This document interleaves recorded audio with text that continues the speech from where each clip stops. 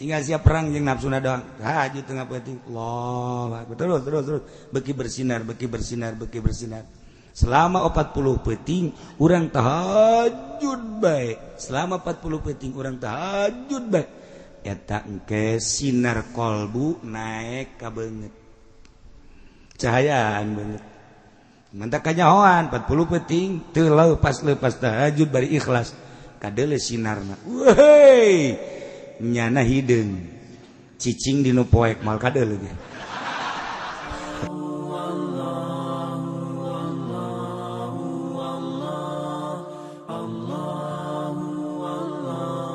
Kangjeng Nabi Musa digerokeun ku Gusti Allah lain cara urang atuh cara urang mangarana teu mukhalafah lil hawadits pan Allah mah mukhalafah lil hawadits ketika urang nyaritakeun la ilaha illallah ketika orang ucapkan la ilaha illallah opat kudu diyakinkan hiji la ilaha illallah pangeran kecuali Allah berarti Allah aya dua la ilaha illallah Allah teh hiji sanggeusna aya yakinkan Allah hiji dua tilu la ilaha illallah nomor katilu la ilaha illallah yakinkan Allah teh teu aya nu nyarupaan nomor kaopat yakinkan la ilaha illallah salian Allah menang Allah gitu aja.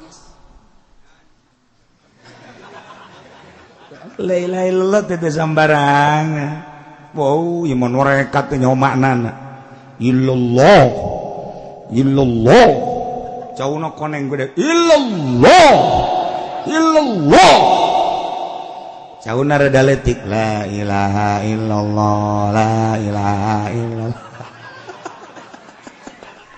Tolong dapat rekat blow on tamu kos Haji Pendi Kipu Doli ngariung dah kos gitu teh sebareres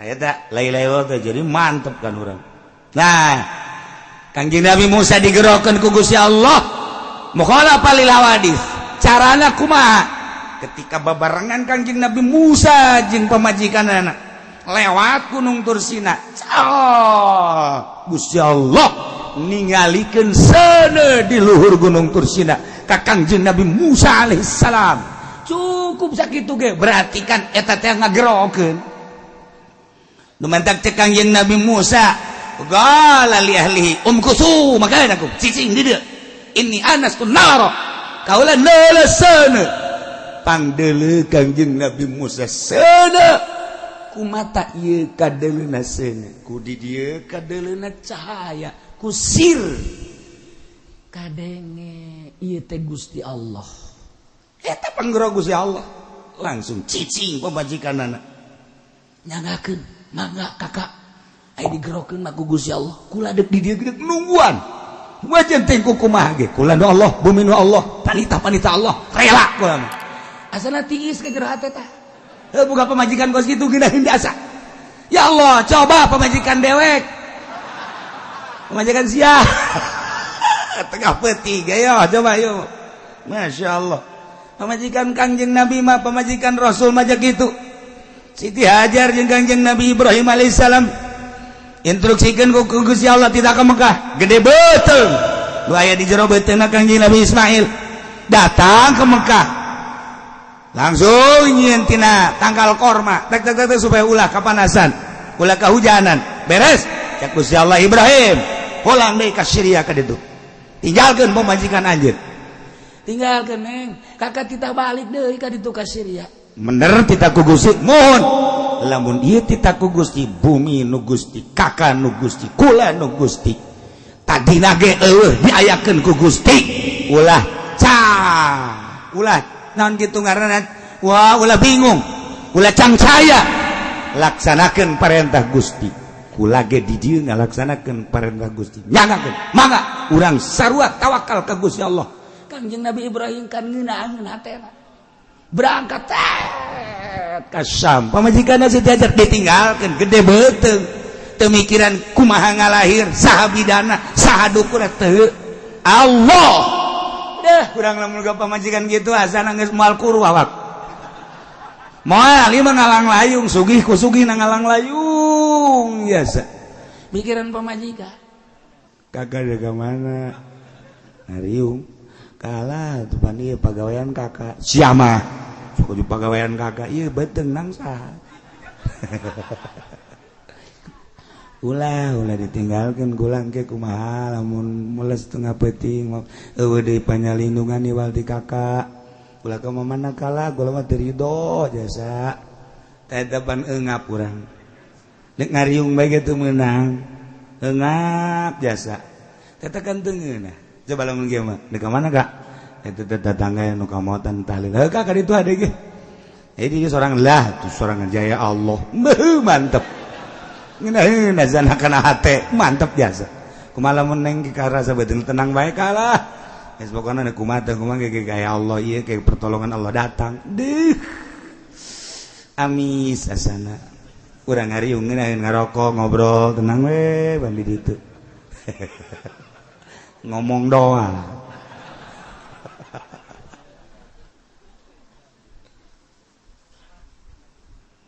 Kanjeng Nabi Musa digerokeun ku Gusti Allah lain hei Musa ka dieu make tanda set berarti panggerok naik bener urang ge sarua sehari-hari digerokeun ku Gusti Allah ieu lamun ngarti mah lamun paham mah urang datang ka dieu teh aya nu ngagerokeun Gusti Allah ieu teh ngagerokeun Gusti Allah Junaid ngaji Ned ngan lain kitu Gusti Allah ngagerokeunana mandi set cerat di jero hate ngaji eta nang saha Noel ja itu digerokeun mah ku Gusti Allah boro-boro urang Serang boro-boro urang Merak boro-boro urang Bandung ieu panu ngaji Bandung Tasik Ciamis Panararaya nek naraon meureun ka dieu aduh malam kamari anu bebeja ti Cilacap ambo jauh amat sukula-sukula ngarti tah henteu sia bahasana naon lah jangan ngerti gua mah ngaji bae ka dieu jian naonan nang saha toel ku Gusti Allah nu katoel digerokeun ku Gusti Allah datang nu teu katoel sadeupa ti imah indit kaluarkeun cenah mobilna mumpung sukene engke mah hese kaluar motor kaluarkeun eta naon eta atuh teu ditoel ku Gusti Allah teu disalahkeun tenan teh encan aya panggupai Gusti Allah bae ieu menang Allah lain kudu digerokeun hei ka dieu cara di SD disebutan hiji-hiji pendek udur teu hadir pudoli hadir itu mah ngaranna disebutan hiji-hiji teu kitu Gusti Allah mah rahasia Allah digerokeun ku Gusti Allah tek datang ternyata horenganan deuk dihujanan kuat ente sia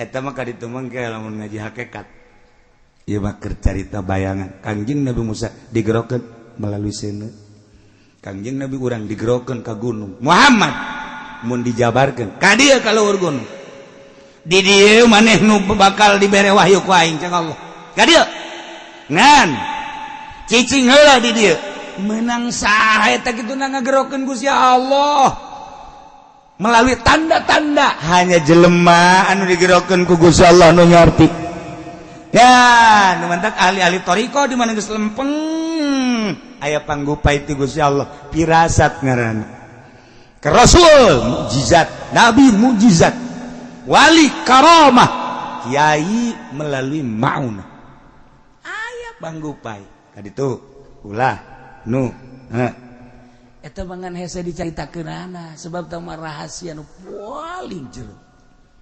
Jadi digerokeun ku Gusti Allah, teu lain teh digerokeun jeung moal bisa gerokeun. Ka dieu Musa. Mun dijabarkeun padahal mah lain kitu. Beres cenah tak ini anastu naw. Kaula neuleusana di luhur gunung berangkat. Koreng deuk muka lama jeung Gusti Allah dibere wahyu. Sarua urang ge. Lamun dak aya jelema. Aya jelema dijadikan kiai digupai ku Gusti Allah ceng mondok eta nang saha nang Allah gagah sugih aya teh digupai ku Gusti Allah teu betah ieu mah nya susah jasa haji bapana ge sia betah terus atuh itu betah sabodo sia geus kos itu ngomongna geus dipiceun tapi nya betah bae masyaallah jeung ngaji eta teh nang ngagupai Gusti Allah ceng pondok sia melalui proses bayar zurokai patangalun didelekeun kumaha pagawean si hayo terus tahun 2 tahun 10 tahun 15 tahun bisa nyana mil junubia sorok alpia jual maklum nantek wabe patul muin dan zak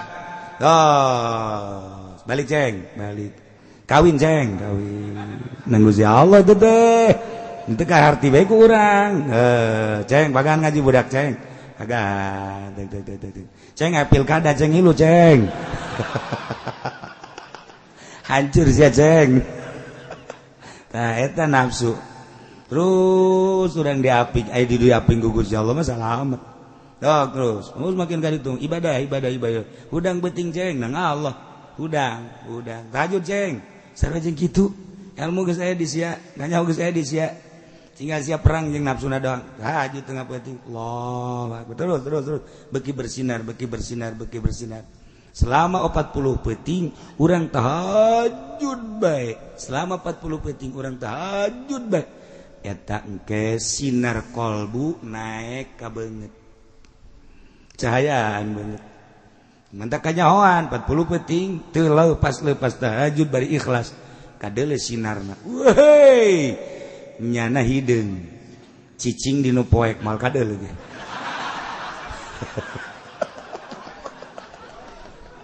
tapi sinara beda sinara masyaallah nah ila Kangjeng Nabi Musa panjang orang menyaritakeun kos gitu seluruh rasul digerokeun ku Gusti Allah melalui tanda-tanda sabab ngaranna termasuk Kangjeng Nabi Musa Kangjeng Nabi Isa Kangjeng Nabi urang wali-wali Allah kunaon sih datang seret hayang ka anu teh nang ngagerokeun Allah ka anu serangan sia oh kapanggih sesuatu anu batur teh nyahoeun udang sia udang eta teh setelah proses mungkin 10 tahun 5 7 10 ngangkat wudu mandi wudu lanjut oh dik dibere anu teh eta teras ya Allah nah ya Kangjeng Nabi Musa beserta kaumna dek ngalestarikeun janji ti Gusti Allah nyalametkeun Bani Israil dipimpin ku Kangjeng Nabi Musa tidinya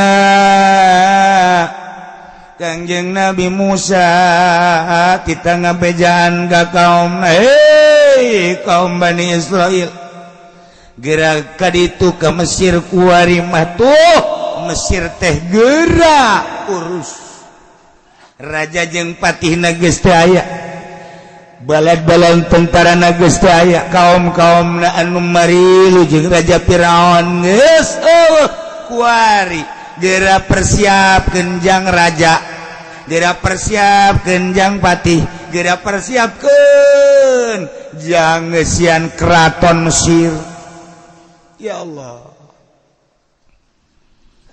numantak Gusti Allah wa awrasnal qaumal ladzina kanu yustad'afun wallahu a'lamu bimaradi wa awrasna kami doa agung geus ngawariskeun Musa ka kenal kaum maka kaum alladzina kanu yustad'afun nyata jelema-jelema anu dihinakeun dijadikeun abid baheula teh ku raja Firaun yakni wa hum Banu Israil orang-orang Bani Israil cak Gusti Allah aurasna kami ngawariskeun Musa kakeun ka Bani Israil masyariqal ardi wa magharibaha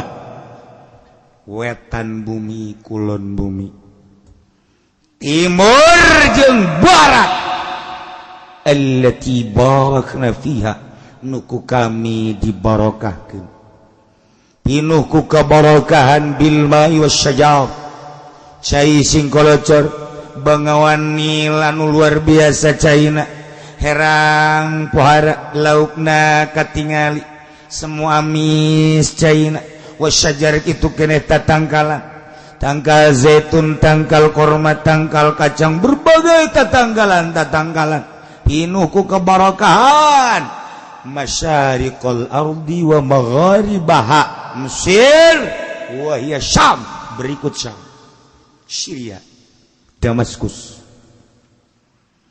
tuh gerak tah jang maneh tuh cek Kangjeng Nabi Musa kaum kuari mah geus dipersilakeun ku Gusti Allah dina kakawasaan Firaun baheula kuari ku urang digantian Mesir geus puguh Yordan geus puguh Kuwait berikut kabelah dituna terus Syria Syam masyariqal ardi wa magharibaha kabeh dipersilahkan sok urus ya Allah ya Rabbi diurus sangeunah-ngeunahna jeung saindah-indahna diurus ku Bani Israil anu tatarina urang Bani Israil teh hirup anu diperbudak kuari kakarak menang kalaluasan pertanian dibebaskan perdagangan dibebaskan berikut segala rupa dibebaskan pengurusan anak dinginah pinuh ku kebarokan geus puguh cai curcor kitu keneh tangkal kayu usaha perdagangan indah anu luar biasa ialah pamere ti Gusti Allah di penghinaan datang ka kemuliaan ia melalui proses penindasan ti Raja Firaun mandak ketika orang ditindas tunggu tanggal main engke ge aya mandak Bunawas mah beda lamun naik sepeda turun jadi Bunawas jadi bakal nanjak namun yang nama nanjak seserian Bunawas nanjak seseri bakal turun gitu Bunawas orang malah yang namun turun huhahaha itu nyaho yang nanjak mun keur boga duit beuh awak sehat duit loba kendaraan aya pemajikan sehat ayo orang ke Bali ayo ka ditu ayo eta ngaranna keur turun hahaha sakedeung deui deleukeun sia mobil tabrakan duit aya nu maling pemajikan gering ayo sia nyanana darah tinggi atuh nanya duadak ana indal munkasirah cek Gusti Allah kula babarengan jeung jelema nu hatena hancur hatena sedih urang ketika keur sedih susah Allah babarengan jeung urang tinggal ngagunakeun hatena sing ade sadar bahwa ieu tenang Allah tunggu seminggu sebulan setahun bakal ditaekeun ku Gusti Allah jelema di pondok mun kasih duit saaya-aya pakaian saaya-aya anggal ge beuh hiji kud limaan geus kitu bae di pondok mah guys nyeuseut sorangan masak sorangan dan lain-lain sebagainya sorangan serba sorangan mun kasiro lain teu bisaeun nyana gaul jeung batur lain teu bisaeun nyana ulin fasilitas ala kadar motor bae mah jaya di imahna bergaul jeung babaturan aya tapi nyana mengasingkan diri keur mun kasiro ka Allah keur dibarengan ku Gusti Allah tunggu ceng sakedeung deui sia ayo ana indal mun kasiro numadak dihina keur di pondokna mah kos lain jelema pajar ririwa lamun balik teh mah eta si budak saha si Junet emang jelema teh naon emang kunaon gitu ih teu kos gitu amatnya kabeh ngahina masyarakat ngahina pemuda ngahina komo awewe malah mun ditanya sadaya eta naon gitu atuh geus luar biasa jore artinya jore sikapna make samping make baju make celana make naon kopea lah maskara itu jauh jeung stan-stan nu ayeuna jauh jeung mode-mode nu ayeuna geus teu perlu mode nya mah kuduna ge hirupna tuh di pedalaman Sumatera tapi tenang we dina kurang nomor kalem mun kasih rohatena tapi begitu balik ka imah masya Allah boy budak ayeuna adzan saya tak si Junaid ngeunaan sorananya asa-asa di Madinah emang ngadeng adzan bos itu weh Junaid atuh Allahu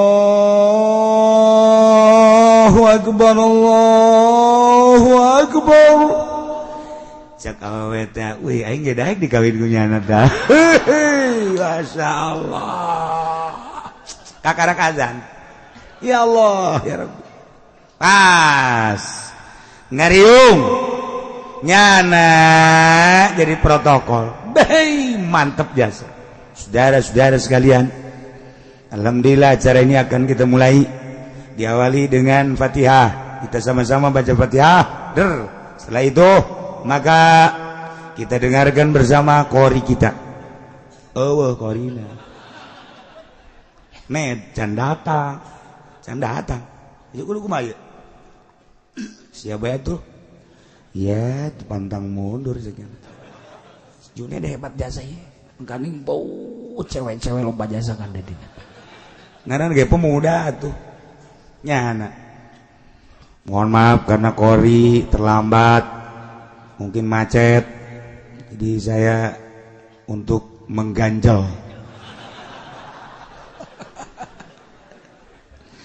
A'udzubillahi minasyaitonirrajim. Ada lain dari si Junaid jadi kieu. Bataan si Junaid. Bismillahirrahmanirrahim.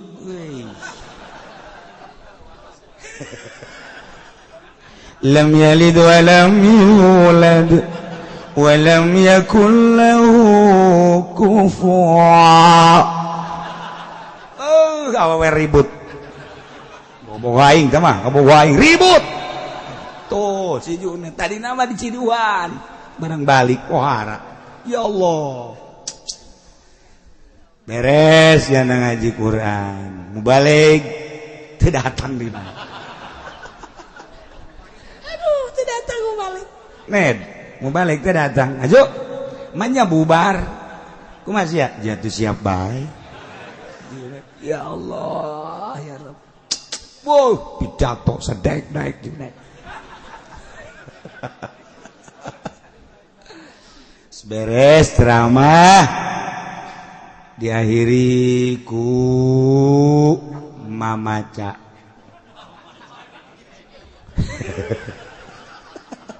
Ned, acara ieu jadi jam 7 bulan masuk mamaca sih aku maju atuh siap. Beuh, teu sapira mamaca. Ayo bae, segala rupa gaina siap. Sia bisa atuh eta lagam. Ya, tuh kumangke bae. Aing mah leumus tamena we, mustamena teu nyaona naon atuh malah nyalahkeun. Kecuali mustamena palinter. Ayo guys. Bismillahirrahmanirrahim. Itu sih paling mamaca tamah. Bisaan ya. Taya Junaid bu nu tatarina badina kos kitu piwalieun mah serba bisa. Ya Allah. Isukna si Junaid kita maca rawi. Ya, riipis rawi. Pondok sapopoe maca rawi mah. Al-jannatu wa na'imuha sa'adun liman yusalli wa yusallim wa yubariku alaih. SMP lain SMA lain sore sanawiyah.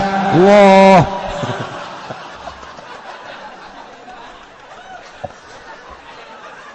Aduh, sial tuh si Junaid. Nah, emang gitu digerokeun gugus sama mondok ceng. Mondok ngaji ceng, ngaji. Nu mantak kaheureyan kaulinan di pondok jadi ilmu kabeh. Lalagaan kokorian segala di pondok jadi ilmu. Emang kos kitu di pondok mah. Mun nyarita Gus Dur mondokna emang bener jah henteu. Henteu Gus Dur mah maling lauk bae guru beak lauk lakunya. Masya Allah, barang ujuprak cak guruna saya nu ngalahan lauk barang di deuleu santri waktu kabur tinggal Gus Dur menghadap tadinya. Oh, kirain siapa? Besok kan mau ada tamu. Ini saya udah bawa duluan ceknya ke guru. Besok mau ada tamu, jadi besok udah nggak usah susah-susah lagi ceknya. Padahal masa daek ngomongnya na bae. Cek guru nanya nyok ayat tamunya. Ya itu Gus kalau gitu bagi dua. Iya nggak apa-apa bagi dua. Buat anak-anak aja ceknya. Punya anak. Gus Dur emang bener atuh lalagaan kan, tapi jadi masya Allah lamun urang nyompralkeun meureun wali emang kos kitu.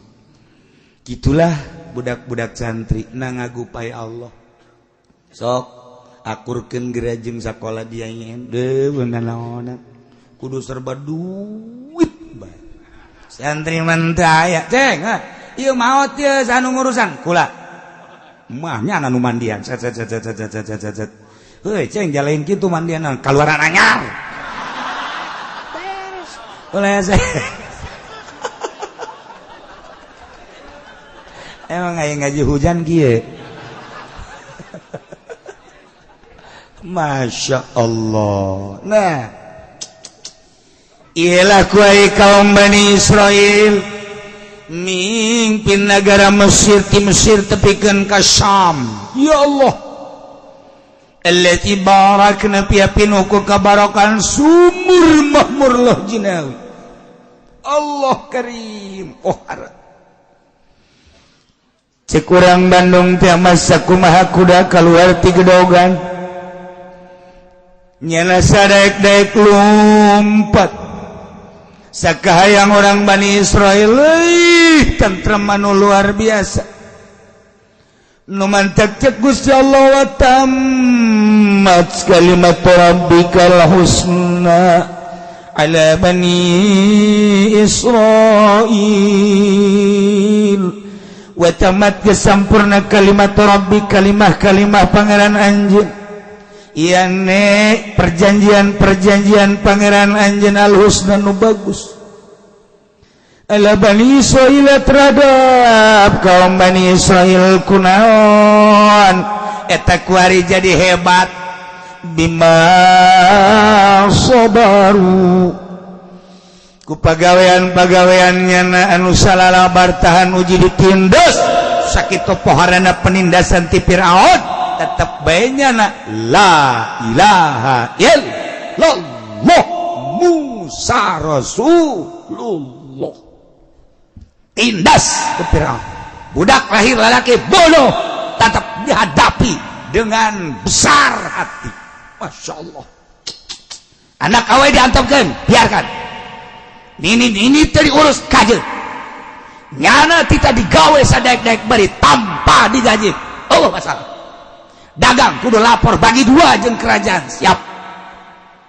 Tani kitu kene. Oh masalah.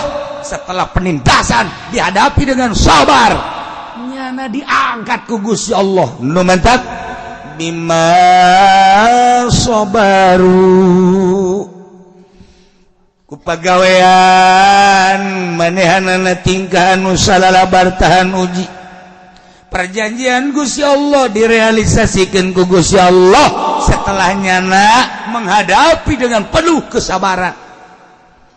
Dina ayat surat Qisas dijelaskan surat Qisas wa nuridu an namunna 'alal ladzina istud'ifu fil ardh wa yaj'aluhum a'immatan wa yaj'aluhumul warithin.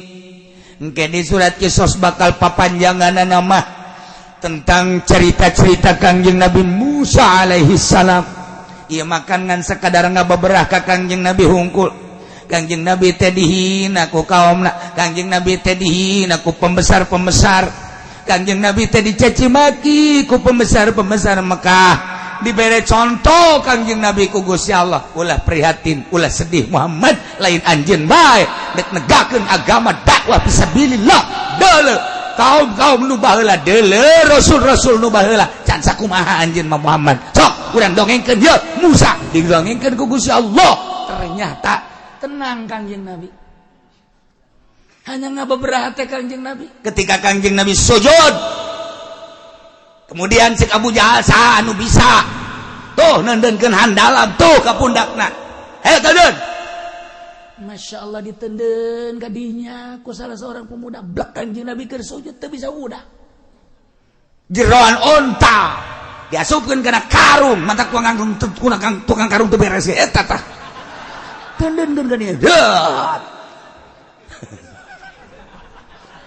eta Kanjeng Nabi kan teu bisa teu bisa udang tetep bae Kanjeng Nabi maca subhana rabbiyal a'la wa bihamdi subhana rabbiyal a'la wa bihamdi subhana rabbiyal a'la wa bihamdi Abu Jahal Abu Sufyan beserta rekan-rekan seserian yang serikeun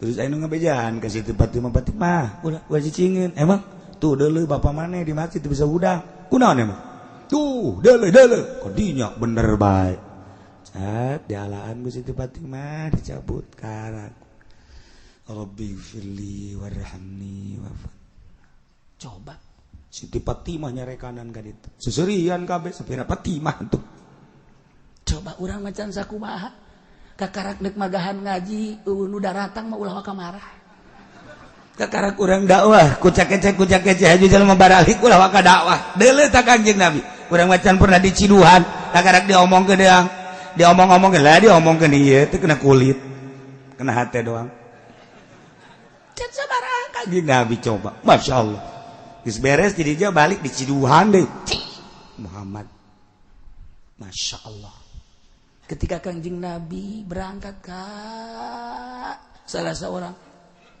jelema anu buang ka wareh Kanjeng Nabi naik himar kocek maksudna dek dakwah ka Imam Abu Sufyan begitu datang ka hareupeun Imam Abu Sufyan kumaha emang Kanjeng Nabi dihormat lain turun Muhammad cangcang ka himar cangcang aju kumaha cek Abu Sufyan teh ambe maneh jeung ambe himar bauan maneh Muhammad coba eta kan bahasa lain lalaga Kanjeng Nabi biasa bae sekedar ngajak ka Allah urang can sakumaha urang mah tuh kakarek ngariung teu dibere berkat bae ge ku ceurik ya kos kitu mah can jadi kiai apa kos tuh lamun diondang dianterkeun teu hujan gede berkat eueuh nu ngongkosan eueuh kakarak eta kiai mukos kitu ieu mah masukana di agung-agung ya peda leutik doang meureun kitu pod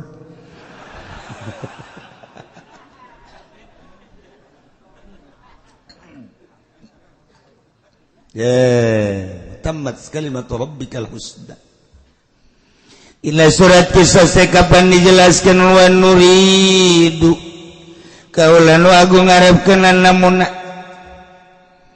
kana yang merenugraha alal ladzina studifu ka jelema-jelema anu dihinakeun dijadikeun labid dijadikeun budak pilar dia ne kaum Bani Israil wa yaj'alahum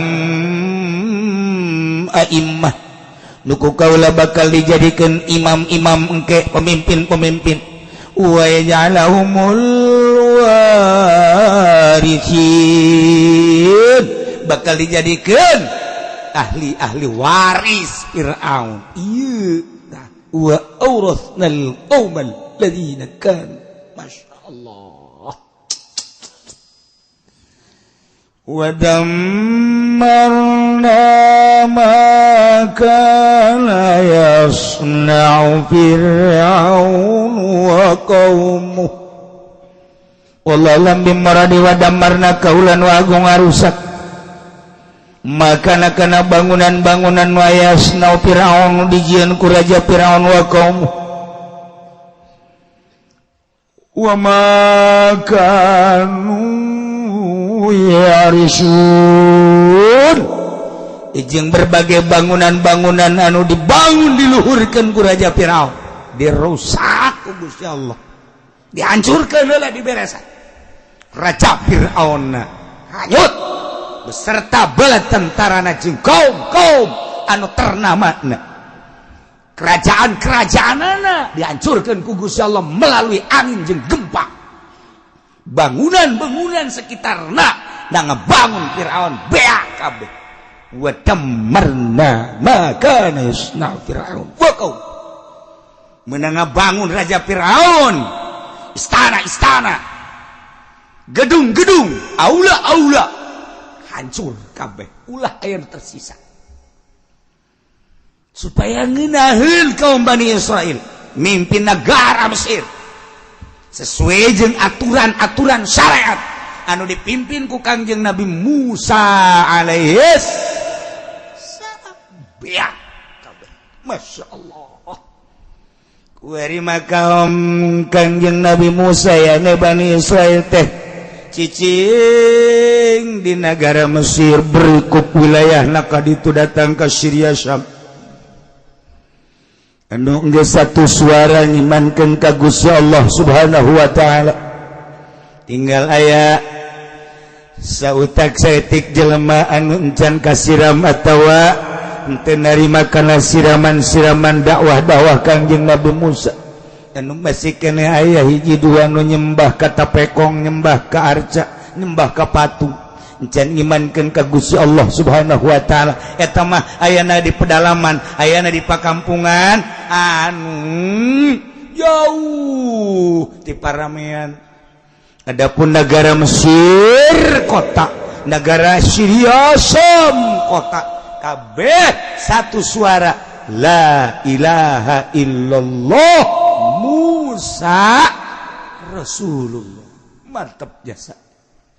Gitulah keberhasilan dakwah Kangjeng Nabi Musa alaihis salam. Yordania, Mesir, Israel, Palestina, Syria, Syam kabeh nyimpet ka Kangjeng Nabi Musa alaihi salam hiji we pangeran Allah ya Allah ya Rabb eta hayang datang ka dinya teh horeng prosesna pohara jasa penyiksaan tarung-tarungna heula lain lalagaan Kangjeng Nabi urang sukses mimpin negara agama.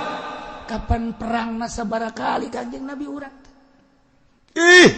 mimiti penghinaan cacian jeung makian ludah mah geus teu kahitung tapi terus bae dihadapi dengan besar hati jeung pinuh ku kasabaran sukses urang kakarak mah asupan ka lembur balik magaan ngaji hiji dua bae haju bae budak magaan ngaji aing mah santingan 3 nu hiji lehoan bae nu hiji gagaro bae budug nu hiji hitut bae salah sejieun aing mah aing ngariung ngajak nu mana bingung nu hitut bae nyaho sorangan kumamun maeng seretan nu gagaro bae panatu ngaranna ge gagaro kupil teh daun bae aduh aing mah lah bingung endan dak geus baralik geus ya baralik geus ngajina di Nusa Jerman udah deket itu Ustaz ke mana? Ngojek tuh kakarak sakit tuh ge mata kudu tahan uji aya jelema datang ka imah magaan ngaji aya 10-20 angel amat ieu kakajian imah angel amat ka kalau beli mobil negara geus sakieu majuna mobil geus ganti deui lampu mobil geus menyon geus nongtot macem-macem aya aing angel ke lah ondok aing jadikeun yayasan ya geus lah lain ka Allah kajeun ngomong Allah-Allahan ke lain henteu cenah ieu mah ngan saukur sistem deung lah bela diri lain ka Allah mah lain kitu malah administrasi ieu mah cenah ngan sakadar dirapi-rapi doang ngayu sia ge di akhirat ge kumaha ieu ge pasanten salak ge ka Allah ke henteu deui kumaha eta lah cenah kieu ulah loba omong atuh teh keur ngomong bae mah lain berarti salah yayasan teh tekad hatena duniawi kumaha cenah mun dek nyen yayasan tapi moal kada dunia atuh bagus kan aya teh eueuh cenah eueuh isnu teh aya bae ji dua mah bukan kitu bae teh jebah heula mah yayasan Al Husna di Tangerang barisan ngaji hebat Al Husna teh Tangerang teh beuh pohara jasa kaluaran di Al Husna Tangerang bisa maca kitab sebab nu diajarkeunana amil jurumiyah sorop duh urang keur leutik keneh Hebat. Coba Yayasan Kuari. Yayasan Kuari mah tanya ke orangnya, ajak ngomong. I love you say. Berbahasa lagi berat geus make bahasa jurig ya. Ya Allah, ya Rabbi, ganti bahasa. Ente jore ngan lolobana mayoritas dunia. Ujung-ujungna kos gitu. Jurusan wali Allah. Pesantren salap jurusan wali. Kan ngajurus doang ya jare di tetep ngajurus doang. Tetep bae tengah jalan memarengkol sing tarungsep. Saki ge dijuruskeun hese datang. Komo itu nun teu ngajurus. Tah ieu keur carita tetep bae moal leungit. Jelema digupaina ge ku Allah. Kade ceng, mondok ceng. Amalkeun ceng. Udang ceng tibetik wiridan ceng cek Allah cok diangkat weng sia jadi solihin diangkat jadi wali mana cenah ki wali na mana hayang nyaho mana moal loba omong moal kamari nikahkeun di ditu aya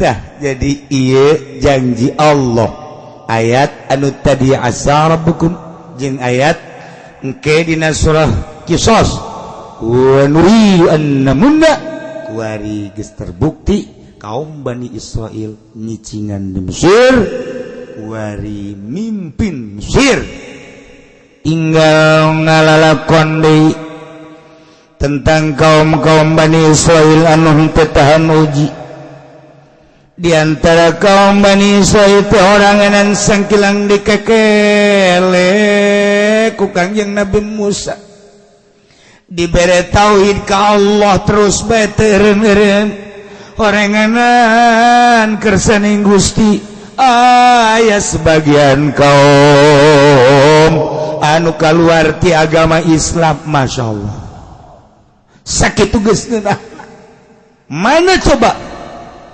wajawazna bi bani Israil al-bahr wallahu alam bisawab.